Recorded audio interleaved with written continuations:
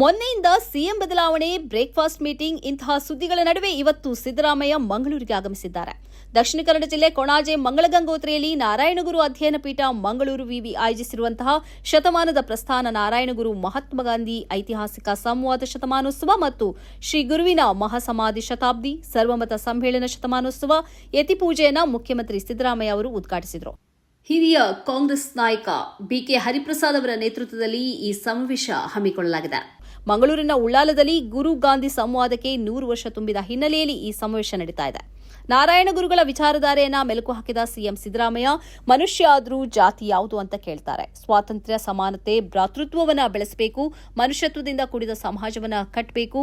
ಇಂದಿನ ಸಂವಾದ ಐತಿಹಾಸಿಕ ಆಗಲಿದೆ ಎಂದು ಅಭಿಪ್ರಾಯಪಟ್ಟರು. ಒಂದೇ ವೇದಿಕೆಯಲ್ಲಿ ಕಾಣಿಸಿಕೊಂಡ ಎಲ್ಲಾ ಪಕ್ಷದ ರಾಜಕೀಯ ಘಟಾನುಘಟಿಗಳು ಗೃಹ ಸಚಿವ ಜಿ ಪರಮೇಶ್ವರ್, ಜಮೀರ್ ಅಹಮದ್ ಖಾನ್, ಸತೀಶ್ ಜಾರಕಿಹೊಳಿ, ದಿನೇಶ್ ಗುಂಡೂರಾವ್, ಲಕ್ಷ್ಮೀ ಹೆಬ್ಬಾಳ್ಕರ್ ಹಾಗೆಯೇ ಬಿಜೆಪಿ ಶಾಸಕರು ಕಾರ್ಯಕ್ರಮದಲ್ಲಿ ಉಪಸ್ಥಿತರಿದ್ದರು. ಜನಾರ್ದನ್ ಪೂಜಾರಿ, ಬಿಕೆ ಹರಿಪ್ರಸಾದ್, ಮಂಜುನಾಥ್ ಭಂಡಾರಿ, ಇನ್ನು ಬಿಜೆಪಿ ಶಾಸಕರಾದ ಹರೀಶ್ ಪೂಂಜಾ, ಭರತ್ ಶೆಟ್ಟಿ, ವೇದವ್ಯಾಸ್ ಕಾಮತ್, ಭಾಗೀರಥಿ ಮುರುಳ್ಯ, ರಾಜೇಶ್ ನಾಯ್ಕ್, ಪುತ್ತೂರು ಶಾಸಕ ಅಶೋಕ್ ಕುಮಾರ್ ರೈ ಎಲ್ಲರೂ ಹಳದಿ ಬಣ್ಣದ ಶಾಲು ಹಾಕಿ ಸಿಎಂ ಮತ್ತು ಸಚಿವರೊಟ್ಟಿಗೆ ವೇದಿಕೆಯಲ್ಲಿ ಕಾಣಿಸಿಕೊಂಡರು. ಶಿವಗಿರಿ ಮಠದ ಪೀಠಾಧಿಪತಿ ಬ್ರಹ್ಮಶ್ರೀ ಸಚ್ಚಿದಾನಂದ ಸ್ವಾಮಿ ಆಶೀರ್ವಚನ ನೀಡಿದರು.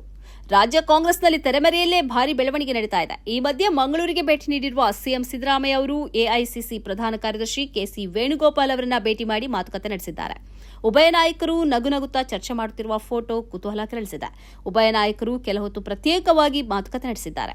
ಕೆಸಿ ವೇಣುಗೋಪಾಲ್ ಪ್ರಧಾನ ಸಂದೇಶ ಭಾಷಣವನ್ನ ಮಾಡಿದರು.